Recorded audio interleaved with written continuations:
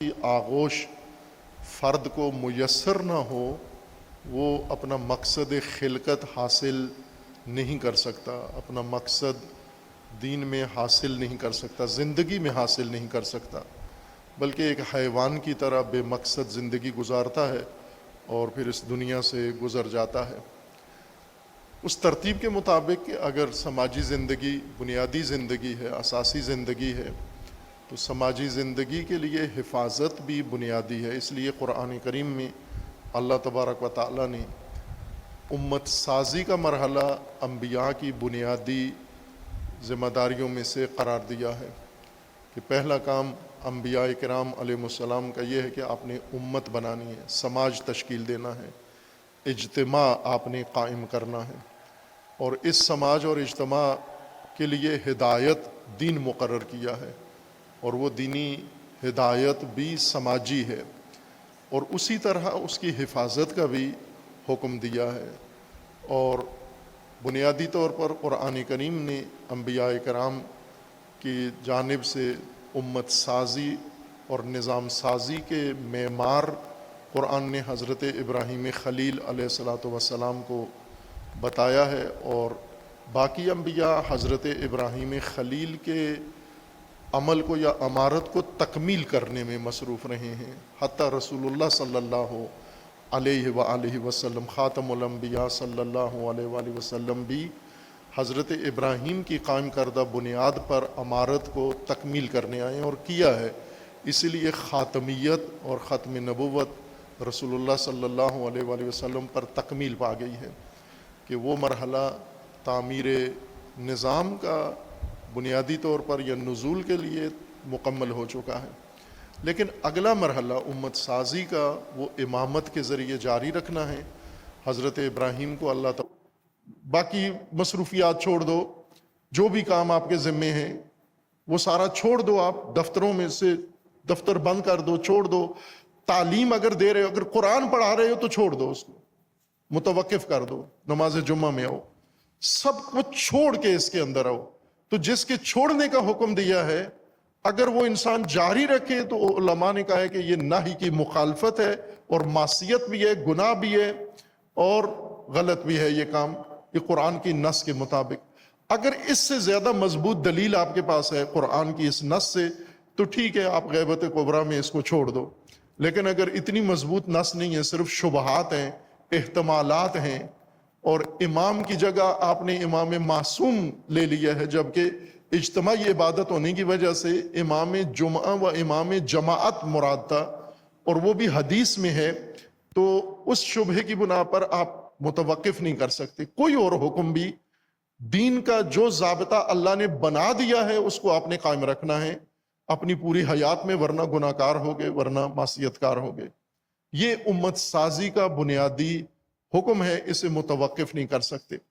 لیکن اس سے پہلے نماز جمعہ ایک تدبیر ہے اللہ تعالیٰ کی جو انبیاء کرام کو حکم دیا اور ائمہ اطہار کو حکم دیا کہ اس کو آپ نے قائم کر کے اور اس کی ذریعے سے آپ نے نظام امامت و امت قائم کرنا ہے۔ اصل یہ ہے کہ ہدایت کا تسلسل ضروری ہے، اور ہدایت کے تسلسل میں قرآن نے بعثت کو ذکر کیا ہے، اور حضرت ابراہیم علیہ السلام اللہ تبارک و تعالیٰ سے بعثت کا تسلسل طلب کر رہے ہیں دعا میں، ربنا وابعث فیہم رسولا منہم، اے ہمارے پالنے والے ان کے اندر رسول مبعوث فرما۔ وہ رسول کیا کرے؟ وہ رسول یتلو علیہم آیاتک ویعلمہم الکتاب والحکمہ ویزکیہم انک انت العزیز الحکیم۔ یہ رسول آئے، رسول مبعوث ہو، مبعوث کا معنی کیا ہے تفصیل سے آپ کی خدمت میں کہ مبعوث باس بے عین سے 3 نقطوں والی تے، اس کا مطلب ہوتا ہے بیٹھے ہوئے کو اٹھانا، سوئے ہوئے کو جگانا، جس کو حرکت میں ہونا چاہیے جب وہ حرکت چھوڑ دے اور ساکن ہو جائے، اس میں سکوت آ جائے، اس کے سکون و جمود کو ختم کر کے اسے کھڑا کرنا۔ باس میں یہ دونوں چیزیں ہیں، باعث اٹھانے والی چیز کو کہتے ہیں، جو چیز انسان کو اکساتی ہے کسی چیز پر، اردو میں یہ لفظ باعث زیادہ استعمال ہوتا ہے کہ کیا باعث بنا، یہ باعث ہے، اس چیز کے باعث یہ کام ہو رہا ہے، یعنی آپ کو اس کام پر اکسانے والی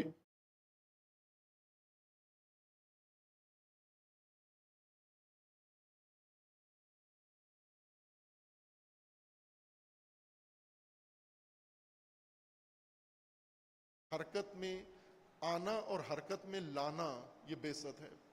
انبیاء کرام سب کے سب مبعوث ہوئے ہیں، اور مبعوث ہو کر انہوں نے امتوں کو، امتیں جو فطرت کا شکار ہو چکی ہوتی ہیں، فطرت، سستی، ضعف، کمزوری اور بہت سارے عوامل مل کر ایک مبعوث امت کو متوقف کر دیتے ہیں، بہت سارے اس کے اندر عوامل ہوتے ہیں، اور یہ اصل دین کا موضوع ہے کہ کون سی چیزیں امتوں کو حرکت سے نکال کر، حرکت چھڑا کر انہیں جمود کا شکار کرتی ہیں، ان کی نشاندہی قرآن کریم نے فرمائی ہے کہ کون سی چیزیں ہیں جو چلتی ہوئی متحرک امتوں کو متوقف کر کے جامد کر دیتی ہیں۔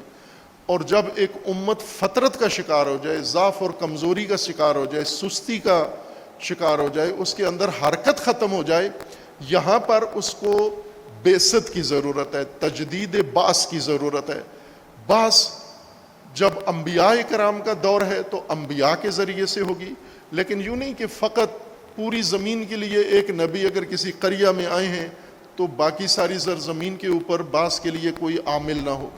اللہ تبارک و تعالیٰ نے امتوں کو، انسان کو امت بنانے کا حکم دیا ہے، اور امت کو حرکت میں رہنے کا حکم دیا، چونکہ سماج کی حیات حرکت میں ہے، رکود، جمود، موت ہے۔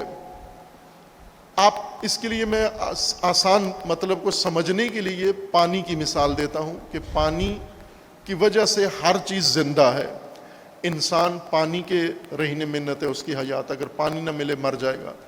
ابھی ہندوستان نے پاکستان کا پانی بند کرنے کا اعلان کیا ہے، اور ہمارے وزیر اعظم نے اس کو دھمکی دے دی ہے کہ یہ ہمارا حیاتی مسئلہ ہے، اور ہماری حیات کی رگ بند کر دی گئی تو ہم ان کا جینا حرام کر دیں گے۔ ٹھیک دھمکی دی ہے، اگر اس پر عمل کر سکیں اور اس کو، پانی کو بند نہ کرنے دیں، چونکہ پانی پر ہی ساری حیات ہے، کھیتی باڑی پانی پر ہے، حیات ساری پانی کے رہنے منت ہے، جانور، جاندار، ہر چیز جو زندہ ہے وہ پانی کے ذریعے زندہ ہے۔ پانی کی یہ خاصیت ہے کہ پانی کی دو حالتیں ہیں، مردہ پانی اور زندہ پانی۔ زندہ پانی جو تر و تازہ ہوتا ہے، جو پینے کے قابل ہے، جو استعمال کے قابل ہے، جو دھونے کے قابل ہے، جو صفائی کے قابل ہے، جو کھیتی باڑی کے قابل ہے، یہ زندہ پانی ہے، تازہ پانی، جس کو ہم اپنی زبان میں کہتے ہیں تازہ پانی، فریش پانی۔ ایک مردہ پانی ہے، جوہڑوں کے اندر، چھپڑوں کے اندر رکا ہوا پانی، تالابوں کے اندر رکا ہوا پانی، یہ مردہ پانی ہے۔ فارسی میں تالاب کو، یعنی اس جوہر کو مرداب کہتے ہیں۔ مرداب یعنی آب مردے، آب مردہ، مرا ہوا پانی جو مر گیا ہے۔ اور یہ جوہر میں کھڑا ہوا پانی جس کا رنگ بدل کے سیاہ ہو جاتا ہے، جس کے اندر بدبو آ جاتی ہے، سال ہاں سال کھڑا رہتا ہے، اور اس میں کوئی چیز نہیں اگتی، بلکہ زندہ چیز اس میں ڈالے وہ بھی مر جاتی ہے۔ اس کو آب مردہ کہتے ہیں، مرداب۔ یہ مرتا کب ہے پانی؟ جب رک جاتا ہے۔ دریاؤں کا پانی تازہ پانی ہے، چونکہ چلتا ہے، حرکت میں رہتا ہے۔ رکا ہوا پانی مردہ پانی ہے، حیات کا منبع نہیں ہے بلکہ ہلاکت کا پانی ہے۔ لہذا پانی کو مرنے سے اگر بچانا ہے تو اس کو حرکت میں رکھنا ضروری ہے، اس کو گردش میں رکھنا ضروری ہے۔ جو پانی حرکت میں ہے، زندہ ہے، تازہ ہے، حرکت ختم ہوئی اسی وقت اس کے اندر جراثیم پیدا ہوں گے، بیکٹیریا پیدا ہوں گے، اور اس کے اندر آلودگی آ جائے گی، اس کے اندر عفونت آ جائے گی، اور وہ حیات کے بجائے موت کا بڑا ذریعہ بن جائے گا۔ انسانی زندگی کی یہ مثال ہے، چونکہ قرآن کریم میں اللہ تبارک و تعالیٰ نے اپنی رحمت کو پانی سے مثال دیا ہے، اور انسانی حیات کو پانی سے اس کی مثال دی ہے، اور ارض میت اور ارض احیاء الارض اسی پانی کے ذریعے اللہ تبارک و تعالیٰ نے فرمایا، قانون بنایا ہے۔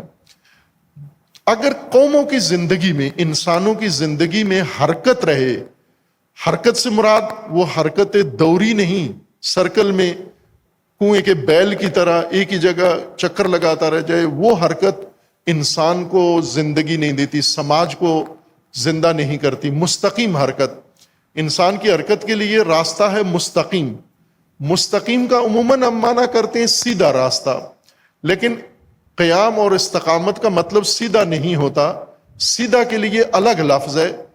اس کے لیے لفظ استقامت یعنی جس میں قیام ہو، ایسا راستہ جس میں جو راستہ انسان کو کھڑا رکھے، قائم رکھے، استقامت پہ رکھے، وہ راستہ جس میں توقف نہیں ہے، جس میں قعود نہیں ہے، بیٹھنا نہیں ہے، رکنا نہیں ہے، سستانا نہیں ہے، لیٹنا نہیں ہے، سونا نہیں ہے، وہ راستہ جس کے اندر قائم رہنا ہے اور قائم رہ کر اس میں حرکت کرنی ہے، آپ نے مسلسل آگے بڑھنا ہے۔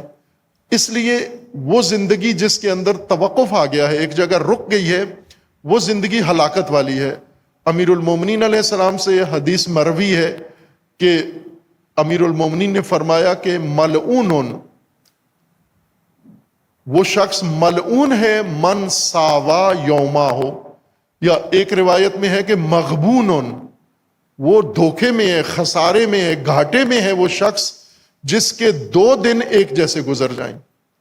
بعض روایات میں ہے ملعون، ملعون وہ شخص ہے، محروم وہ شخص ہے جس کے 2 دن ایک جیسے گزر جائیں، جیسا کل تھا ویسا ہی آج ہے، اور پھر اس کی حالت آپ دیکھ لیں، جو کل بہتر تھا اور آج بدتر ہو گیا ہے، آج نیچے آ گیا ہے۔ وہ قوم ہو یا فرد ہو جس کے 2 دن ایک جیسے گزر جائیں، وہ مغبون ہے یا وہ ملعون ہے، وہ خسارے میں ہے۔ اب یہ ایک قاعدہ ہے، یہ قانون ہے، اگرچہ ہمیں ان قواعد سے زیادہ اتفاق نہیں ہے، ہمارا مزاج ایسا بنا دیا گیا ہے ان فتاوی کی وجہ سے جو ائمہ اطہار کے سری سیرت کے خلاف ہیں، جو قرآن کی آیات کے خلاف ہیں، انہوں نے ہمیں بھی جری کر دیا ہے کہ بے شک علی علیہ السلام فرماتے رہے مغبون من ساوا یوما ہو۔ اب علی کے پیروکار کون سے ایسے ہیں جن کو اس پر حساسیت ہے اس حدیث کے اوپر کہ میرے 2 دن ایک جیسے نہیں گزرنے چاہیے؟ ٹھیک ہے، فرمایا علی علیہ السلام نے، بادشاہ آدمی ہیں، فرماتے رہتے ہیں، کہہ دیا انہوں نے تو کہہ دیا، ہم سے کیا تعلق ہے اس کا؟ وہ ان کے اپنا حالات الگ تھے، وہ معصوم تھے، ہمارے حالات الگ ہیں۔ یہ توجیحات کر کے ہم میں یہ جرت پیدا ہوئی ہے کہ رسول اللہ صلی اللہ علیہ وآلہ وسلم کے فرامین کی معصیت کرتے ہیں۔ جیسے رسول اللہ کا فرمانا ہے کہ من اصبح ولم یہتم بامور المسلمین فلیس بمسلم، جو شخص دن بھر زندگی گزارے، دن پورا گزارے اور اس دن میں مسلمین کے امور کے لیے کوئی کام نہ کرے، یہ مسلمان نہیں ہے۔ اب ہم متفق نہیں ہیں اس قول سے، رسول اللہ نے فرما دیا ہے، شہنشاہ ہیں، بادشاہ ہیں، کہہ دیا ہے انہوں نے۔ ہم ایک دن کیا، ہم پورا ہفتہ، پورا مہینہ، پورا سال، پوری زندگی گزار دیتے ہیں، ایک دفعہ بھی توجہ نہیں کرتے امور مسلمین کی طرف، لیکن پھر بھی مسلمان ہیں، پھر بھی رسول اللہ کے ہم پیروکار اپنے آپ کو کہتے ہیں، جب رسول کہہ رہے نہیں ہو، اسلام کے دائرے سے باہر چلے گئے ہو۔ رسول اللہ کا فرمان ہے کہ من سمع منادیا ینادی یا للمسلمین فلم یجبہ فلیس بمسلم، جس شخص نے ندا سنی، آواز سنی، یا للمسلمین، مسلمانوں کی کو ندا سنی کہ اے مسلمانوں میں مظلوم ہوں، میری مدد کرو۔ اس روایت میں یہ نہیں ہے، یہ رسول اللہ کا فرمان ہے، اس روایت میں یہ نہیں کہ اگر وہ مسلمان ہو تو اس کی مدد کرو، جو بھی ہو پکارے، مسلمانوں کو پکارے، یا للمسلمین، اے مسلمانوں میری مدد کو پہنچو، فلم یجب ہو، اور مسلمان اجابت نہ کریں، اس کی مدد کو نہ پہنچیں، فلیس بمسلم، یہ جواب نہ دینے والا، لبیک نہ کہنے والا مسلمان نہیں ہے۔ لیکن آج فلسطین، لبنان، ایران، یمن، سب میں ندا دے رہے ہیں یا للمسلمین، اور سارے مسلمان ہیں، کوئی بھی جواب نہیں دیتا، لیکن پھر بھی مسلمان ہیں۔ رسول اللہ، رسول اسلام فرماتے ہیں نہیں ہو مسلم تم، لیکن ہم کہتے ہیں رسول اللہ بادشاہ آدمی ہیں، فرما دیا کسی وقت انہوں نے جذبات میں۔ ہم متفق نہیں ہیں، چونکہ ہم جواب نہیں دیتے، ندائے استغاثہ مظلوم کو جواب نہیں دیتے۔ کیوں نہیں دیتے؟ چونکہ پرواہ نہیں کرتے ہم کہ رسول اللہ کا یہ فرمانا یہ قاعدہ نہیں ہے، ضابطہ نہیں ہے، ضوابط ہمارے اپنے ہیں، ہم خود صاحب نظر ہیں، اور ہمارے پاس علماء ہیں جنہوں نے فتاویٰ دے کے ہمیں یہ جواز، خاموشی کا جواز دیا ہوا ہے۔ خاموشی و سکوت و جمود موت ہے۔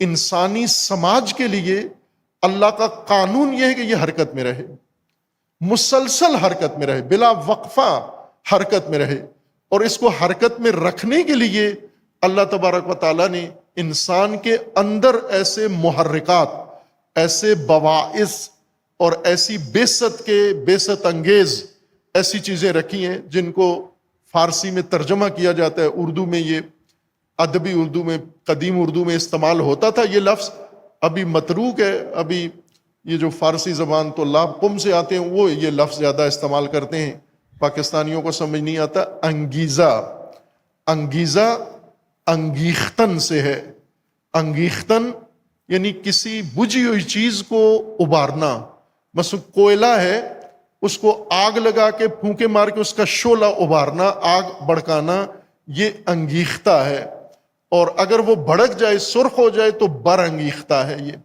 اسی طرح ایک انسان اگر خاموش ہے، چپ ہے، اس کو اٹھائیں، بلائیں، کہ روزانہ ہوتا ہے گھروں کے اندر آپ کے یہ بیست اور برانگیختگی روزانہ ہوتی ہے کہ جب جوان شادی کرتا ہے پھر اس کو ماں اور بیوی دونوں کو سنبھالنا پڑتا ہے، تو جب واپس آتا ہے نوکری سے، دکان سے، ملازمت سے، تو بیوی اکساتی ہے ماں کے خلاف اور ماں اس کو اکساتی ہے بیوی کے خلاف۔ آتے ہی الگ کمرے میں لے جائیں گے اس کو، ایک کچن میں لے جائے گی، دوسری فلاں جگہ لے جائے گی، اور اس کے کان بھرے گی، بھڑکائے گی کہ آپ کو پتہ ہے آج اس نے کیا کیا، یہ بہو نے کیا کیا، بہو کہے گی آپ پتہ ہے آج آپ کی ماں نے کیا کیا۔ اسی کو کہتے ہیں انگیختن، یعنی بڑکانا۔ ایک انسان ہے، غضب نہیں ہے، غصہ نہیں ہے، اس کے غصے کو بڑکانا، اس کو انگیختن کہتے ہیں، اور جو چیز بڑکائے اس کو انگیزہ کہتے ہیں۔ بیست اسی اٹھانے بڑکانے کا نام ہے، اور جو شخص غضب میں نہیں ہے اس کو غضب دلا دینا، جس میں جوش نہیں ہے اس کو جوش دلا دینا، جس میں اٹھنے کی سخت نہیں ہے اس میں اٹھنے کی ہمت پیدا کر دینا، اس کے اندر حوصلہ بڑھا دینا، یہ سب انگیزہ چاہیے۔ اللہ نے انسان کے اندر انگیزے رکھیں۔ مثلا کئی دفعہ آپ تھکے ہوتے ہیں، بہت تھکے ہوئے، اور آپ کو کوئی کسی کام کے لیے بلائے آپ حاضر نہیں ہیں، لیکن اپنی پسند کا کام، اپنی خواہش کا کام، اپنی ہوس کا کام اگر آ جائے، آپ تھکے ہوئے ہوں پھر بھی اٹھ کے کھڑے ہو جاتے ہیں۔ پھر بھی مثلا آپ کے دروازے پہ کوئی آیا ہے رشتہ دار ملنے کے لیے، آپ تھکے ہوئے ہیں، حوصلہ نہیں ہے ملاقات کا، لیکن اگر آپ کو کوئی گاہک آ گیا ہے، فائدہ پہنچانے والا آ گیا ہے، تھکے ہوئے ہوں پھر بھی آپ فریش ہو جاتے ہیں، فوراً اٹھ کے آ جاتے ہیں، چونکہ اندر انسان کے انگیزہ، انگیختن اور انگیختگی کا اندر محرک موجود ہے، بہت قوی محرک ہے۔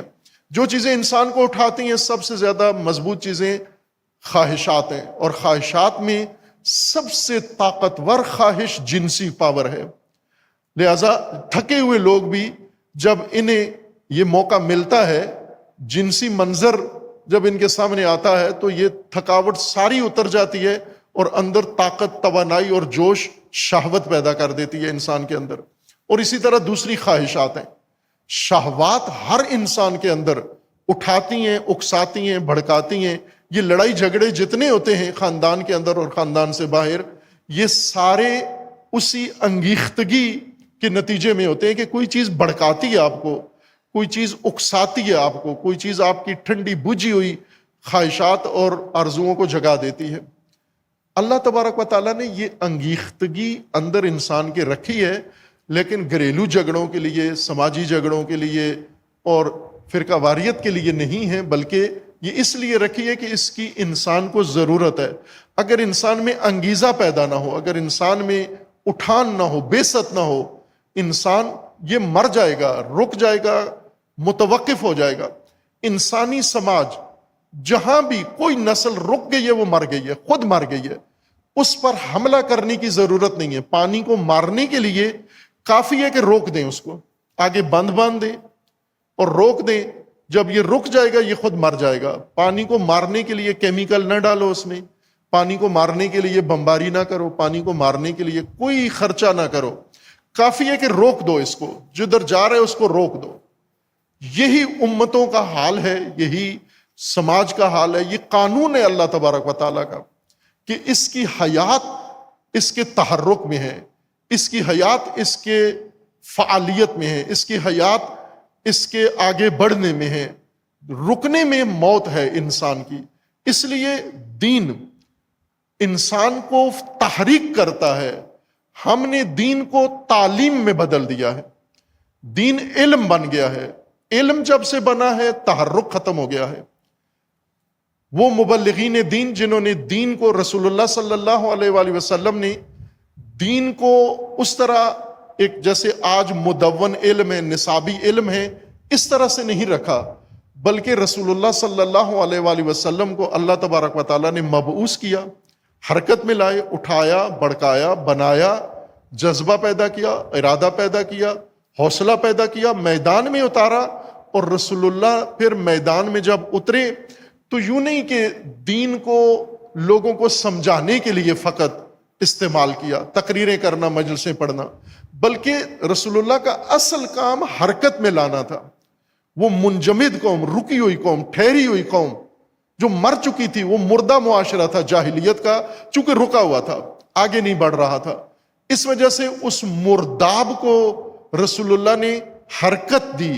وہ بتوں کے سامنے رکا ہوا تھا، وہ قبائلیت کے سامنے رکا ہوا تھا، وہ رسومات کے سامنے رکا ہوا تھا، وہ خرافات کے آگے رکا ہوا تھا، وہ قبیلہ پرستی اور سردار پرستی کے آگے رکا ہوا تھا۔ رسول اللہ نے وہ ساری رکاوٹیں ہٹائیں اور ان کو حرکت میں لے کر آئے، اور وہ حرکت میں آئے۔ پھر یہی منجمد مردہ لوگ یہ زندہ ہوئے، حرکت نے ان میں زندگی پیدا کی۔ دین تحرک کا نام ہے، دین کی تعلیم یعنی محرک پیدا کرنا۔ یہ تعلیم جو آج دین کے نام پر جاری ہے یہ مردہ کر دیتی ہے، زندہ کو بھی مردہ کر دیتی ہے۔ اور آپ اس کے نتائج دیکھ لیں، آپ دیکھ لیں جب متحرک آدمی جاتا ہے دینی تعلیمی نظام میں تو جب واپس آتا ہے، پڑھ لکھ کے آتا ہے تو اس کی حالت دیکھنے والی ہوتی ہے۔ وہ جیسے ایک جوان ہے، توانا ہے، یہ جوان توانا منشیات کا عادی ہو جائے اور 1-2 سال منشیات استعمال کر کے پھر اس کی حالت دیکھنے والی ہوتی ہے، بالکل اس کی توانائیاں نابود ہو چکی ہوتی ہیں، اب یہ کسی کام کا نہیں ہے، گھر کا بھی نہیں ہے، گھاٹ کا بھی نہیں ہے، یہی کام کرتے ہیں۔ علوم یا مختلف تربیت کے نام پر جو غلطیاں ہوتی ہیں ان کا نتیجہ یہی مردہ اور بے روح قسم کے لوگ ہیں۔ علم جن میں آ گیا ہے، حرکت ختم ہو گئی ہے۔ حرکت، شہید مطاری فرماتے ہیں، حرکت ایمان پیدا کرتا ہے، حرکت علم پیدا نہیں کرتا۔ علم روشنی ہے، روشنی میں راستہ نظر آتا ہے، راستہ اس کو چاہیے جس نے چلنا ہے، جس نے چلنا نہیں ہے اس کو راستہ کس لیے چاہیے؟ جو نشے کی وجہ سے اب حرکت ہی نہیں کر سکتا اس کو راستہ کس لیے چاہیے؟ اس لیے یہ علوم فقط تجارت اور ملازمت کا ذریعہ بن گئے ہیں۔ یہ علوم بجائے اس کے کہ راستہ دکھاتے اور حرکت میں مدد دیتے۔ محرک ایمان ہے اور علم روشنی ہے، علم کی روشنی اس حرکت کو جہت دیتی ہے، لیکن جب صرف علم آ جائے اور ایمان ختم ہو جائے اس وقت حرکت تھم جاتی ہے۔ اب یہ کام آج ہم دیکھ رہے ہیں کہ تحرک مسلمانوں کے اندر جو چیز مر گئی ہے، جس کو علامہ اقبال نے تشخیص دیا کہ بجھی عشق کی آگ اندھیر ہے، عشق کی آگ مسلمانوں کے اندر بجھ گئی ہے، ختم ہو گئی ہے۔ علامہ شہید مطاری ایمان کہتے ہیں، علامہ اس کو عشق کہتے ہیں۔ جو چیز انسان کو حرکت دیتی ہے وہ عشق ہے، عشق انسان کو اکساتا ہے، عشق انسان کو اٹھاتا ہے۔ اور اب پاکستان میں ہمارے ادیبوں نے، جنہیں علامہ اقبال نے ٹھیک کوسا ہے کہ ان کے، ہمارے ادیبوں کے ذہن میں صرف شراب اور عورت ہے، جتنی شاعری ہے وہ ساری عورت اور شراب کے محور میں گھومتی ہے، جبکہ اور شہوت کا نام عشق رکھ دیا ہے۔ پاکستانی ادب میں، اردو ادب میں شہوت کو عشق کہتے ہیں، جبکہ عشق مقدس چیز کا نام ہے، مانوی اور روحانی حقیقت کا نام ہے۔ سید الشہداء علیہ السلام کے بارے میں امیر المومنین نے فرمایا تھا، جب امیر المومنین کا گزر جنگ صفین میں کربلا سے ہوا، لشکر وہاں روکا اور خاک کربلا اٹھا کر تو فرمایا کہ یہاں عشاق کے گرنے کا مکان ہے، یہاں پر محط عشاق ہے۔ تو سید الشہداء ساتھ تھے امیر المومنین کے، سن رہے تھے، اور یہ حدیث ابن عباس نے بعد میں امام حسین علیہ السلام کو سنائی بھی، اور ایک اور راوی نے بھی سنائی کہ ہم اس وقت امیر المومنین کے ساتھ تھے جب امیر المومنین کا گزر کربلا سے ہوا، اور یہ فرمایا کہ یہاں عشاق کے اترنے کا مقام ہے۔ عشق جو کمال سے ہو وہ عشق ہوتا ہے، باقی شہوت ہے، ساری ہوس ہے، اس کو عشق کو بدنام کر دیا ہے۔ عشق محرک ہے، بجھی عشق کی آگ اندھیر ہے، مسلمان نہیں خاک کا ڈھیر ہے یا راکھ کا ڈھیر ہے۔ یہ مسلمان نہیں ہے، یہ راکھ ہے، چونکہ آگ نہیں ہے، اس کے اندر تڑپ نہیں ہے، حرارت نہیں ہے۔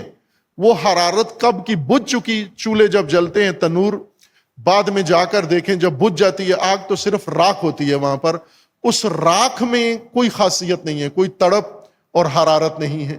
مسلمان کے اندر یہ حرکت بند کر دی گئی۔ آج ایک منجمد مرداب 200 کروڑ انسانوں کا، 2 ارب انسانوں کا مسلمانوں کے نام پر یہ مرداب ہے، یہ ایک جوہر ہے، چھپڑ ہے، جس کو کوئی چیز متاثر نہیں کر رہی۔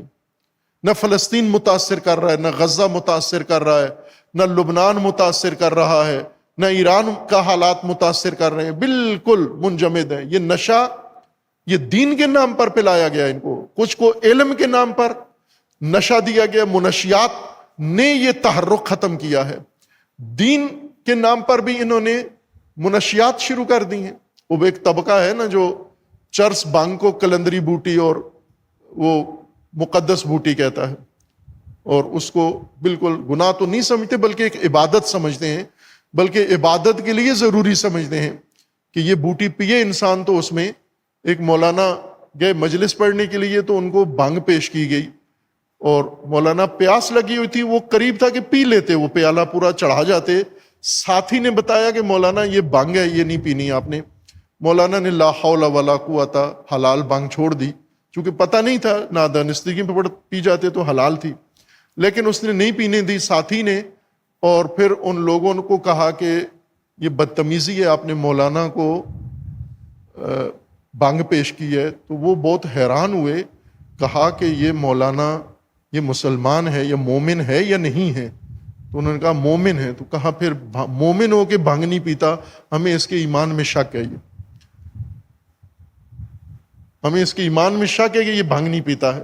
اب ظاہر ہے کہ ان کے ہاں تو یہ نشہ بھی نہیں ہے، یہ حرام بھی نہیں ہے، یہ جرم بھی نہیں ہے، بلکہ یہ تو معنویت کے لیے، معراج کے لیے بہت اہم چیز ہے، سیر و سلوک کے لیے۔ نشے بھنگ کے بھی ہیں، نشے علم کے بھی ہیں، نشے مذہب کے غلط تصور کے بھی ہیں۔ ہر وہ چیز جو انسان کو روک دے وہ دین نہیں ہے، یہ قانون ہے، یہ قاعدہ ہے۔ جو چیز انسان کو روک دے، انسان کو حرکت نہ کرنے دے، انسان کو کمال نہ حاصل کرنے دے، انسان کو ارتقاء نہ کرنے دے، انسان کو آگے نہ بڑھنے دے، یہ دین نہیں ہے۔ کتنا بڑا فقیہ بھی آپ کو کہے یہ دین نہیں ہے۔ یہ ضابطہ ہے قرآن کریم کا کہ جو چیز بھی انسان کو متوقف کر دے یہ دین نہیں ہے۔ امام روکنے والے کو نہیں کہتے، امام آگے لے جانے والے کو کہتے ہیں، جو قوم کو، امت کو آگے بڑھائے۔ اور علی علیہ السلام جو فرماتے ہیں کہ جس کے 2 دن ایک جیسے گزر گئے وہ مغبون ہے یا ملعون ہے، کیا امیر المومنین رکنے دیتے ہیں یا خود رکے ہیں؟ نہ، کسی رکاوٹ کے پیچھے امیر المومنین نہیں رکے اور نہ رکنے دیا ہے، اور کوئی نبی نہیں رکے، نہ رسول اللہ رکے اور نہ دیگر انبیاء رکے۔ اور یہی قاعدہ ہے، یہ تسلسل چاہیے مسلسل، تمام انسانی نسلوں کے اندر یہ بعثت کا عمل جاری رہے۔ ظاہر اب انبیاء تو نہیں آئیں گے، اور ائمہ بھی آپ کے عقیدے کے مطابق ائمہ بھی معین 12 ہیں، اور 12ویں امام آپ سے دور ہیں، آپ ان سے دور ہیں، آپ کی رسائی نہیں ہے۔ تو کیا رک جائیں اس دوران ختم نبوت کے بعد امت رک جائے، انسانیت رک جائے، یا اس کو جاری رکھنے کے لیے کوئی قانون ہے؟ فطرت شروع ہو جائے. چونکہ مزید کسی نبی نے نہیں آنا تو فطرت یعنی سستی، ضعف اور کاہلی اور موت، فطرت کا نتیجہ موت ہے. فطرت فطور سے ہے. فطور سستی کو کہتے ہیں، ضعف کو کہتے ہیں اور کاہلی کو کہتے ہیں. بلکہ بعض علماء لغت نے یہاں صراحت سے لکھا ہے کہ طاقت آنے کے بعد جو سستی آتی ہے اس کو فطور کہتے ہیں. پیدائشی کمزوری کو فطور نہیں کہتے، فطرت نہیں ہے. پہلے طاقت ہو، قوت آئے، پھر یہ قوت ختم ہو جائے، یہ فطور ہے. جیسے انسان پیدا ہوا، جوان ہوا، طاقت آئی، پھر بوڑھا جوں جوں ہوتا جاتا ہے کمزوری آتی جاتی ہے. یہ جوانی کے بعد کی کمزوری یہ فطور ہے، یا طاقت کے بعد کی کمزوری یہ فطور ہے، یہ فطرت ہے. اور فطرت انسان کے لیے ہلاکت ہے. اللہ تبارک و تعالیٰ نے انسان کو وقفے کی اجازت نہیں دی. اس کو مسلسل آگے بڑھنا ہے، اس کو اپنا سفر جاری رکھنا ہے. اور یہ سفر بھی انسانیت کا ایسا ہے کہ ایک نسل ایک سفر کا مرحلہ طے کرے گی اور دوسری نسل وہاں سے یہ جھنڈا اس سے لے کے آگے بڑھے گی، اور نسل اندر نسل یہ ارتقا ہوگا. ابھی تک آپ تاریخ بھی دیکھیں، تمام انسانی شعبوں نے نسل اندر نسل ارتقا کیا ہے. ایک نسل نے جہاں پر یہ مرحلہ پہنچایا تھا، دوسری نے اس سے آگے اس کو بڑھایا ہے. آپ علوم کو دیکھ لیں، سائنس کو دیکھ لیں، ٹیکنالوجی کو دیکھ لیں. یہ ایک نسل کا کام نہیں ہے، موجودہ نسل کا، یہ تاریخ بھر کی ساری نسلوں کی زحمت کا نتیجہ ہے. ایک ایک مرحلہ ان سب نے ادا کیا ہے. لیکن دین کے نام پر وقفہ، دین کے نام پر جمود، دین کے نام پر سکوت، دین کے نام پر ٹھہراؤ، یہ فطرت، یہ قرآن کے خلاف ہے. اس لیے حضرت ابراہیم علیہ السلام نے جب نظام امامت و امت تاسیس کیا اللہ کے حکم سے، تو 7 تسلسل بھی اللہ سے طلب کیا. تسلسل امت کا، وَمِن ذُرِّيَّتِنَا أُمَّةً مُسْلِمَةً لَكَ، میری ذریت میں امت مسلمہ تسلسل سے قائم رہے. اور جب اللہ نے فرمایا کہ انی جاعلک للناس اماما، تو فرمایا قال ومن ذریتی، یعنی امامت مجھ سے شروع ہو، مجھ پر ختم ہو جائے. اس امامت کا انسانیت کو فائدہ نہیں ہوگا جب تک نسل انسانیت میں یہ ذریت ابراہیم میں یہ امامت مسلسل نہ چلے. امت مسلسل عمل ہے اور امامت مسلسل نظام ہے، اور بعثت بھی تسلسل ہے. ہر چند بعثت ایک دور میں رسول اللہ کے ذریعے، انبیاء کے ذریعے، ایک دور میں امام کے ذریعے، اور ایک دور میں امت کے علماء کے ذریعے، راہبروں کے ذریعے، پیشواؤں کے ذریعے. یہ جو بھی میراث رسول اللہ کو آگے بڑھا رہا ہے، امت کو آگے بڑھا رہا ہے، یہ وارث انبیاء ہے، یہ وارث ائمہ ہے، یہ نائب امام ہے. منجمد آدمی، جیسے قرآن کریم نے ذکر کیا ہے، رسول اللہ جب جہاد کے لیے لوگوں کو بلاتے تھے، اٹھاتے تھے، اکساتے تھے، کچھ نہیں جاتے تھے، گھروں میں بیٹھ جاتے تھے، جن کو قرآن نے کہا ہے قائدین، مجاہدین و قائدین، اور تقابل کر کے فرمایا ہے کہ مجاہدین کو اللہ نے برتری دی ہے قائدین کے اوپر، جو قعود اور ہمیشہ بیٹھے رہتے ہیں اور امت کو بھی ٹھنڈا کر دیتے ہیں. ان کے اوپر اللہ نے مجاہدین کو برتری دی ہے. رسول اللہ صلی اللہ علیہ وآلہ وسلم جب امت کو اٹھاتے تھے میدان کے لیے، کچھ قعود اختیار کرتے تھے، اور قرآن نے بتا دیا کہ یہ مجرمین ہیں، یہ نہیں ہیں وہ لوگ جو اللہ اور رسول کو چاہیے. ان کی مذمت کی ہے، ان کی سرزنش کی ہے.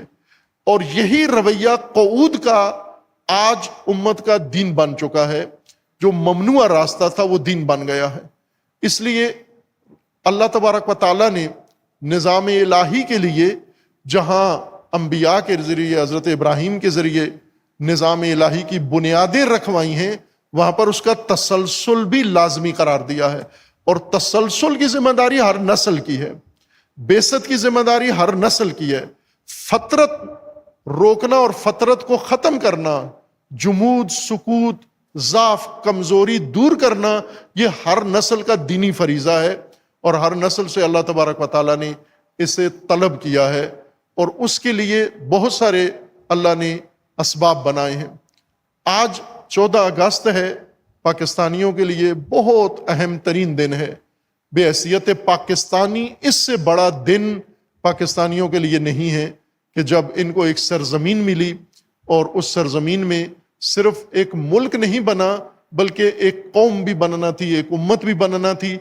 اور چونکہ جمود تھا، فطرت کا زمانہ تھا، فطرت کے زمانے میں اللہ نے یہ نعمت دی اور مفتور لوگوں کے ہاتھ آ گئی، اور ان مفتور لوگوں نے نہ مبعوث تھے، نہ مبعوث ہوئے، نہ ہو رہے ہیں، اور فطرت کا شکار کر دیا پوری مملکت کو۔ اور آج ہمارے لیے یہ باعث بیست اور کسی قوم کے لیے لازمی ہو نہ ہو، پاکستان، اہل پاکستان کے لیے لازمی ہے۔ اللہ تبارک و تعالی ہمیں توفیق دے، دین کو، قرآن کو اور احکام الہی کو صحیح معنی میں سمجھنے کی اللہ توفیق عطا فرمائے، اور اس دین پر عمل کرنے کی اللہ توفیق عطا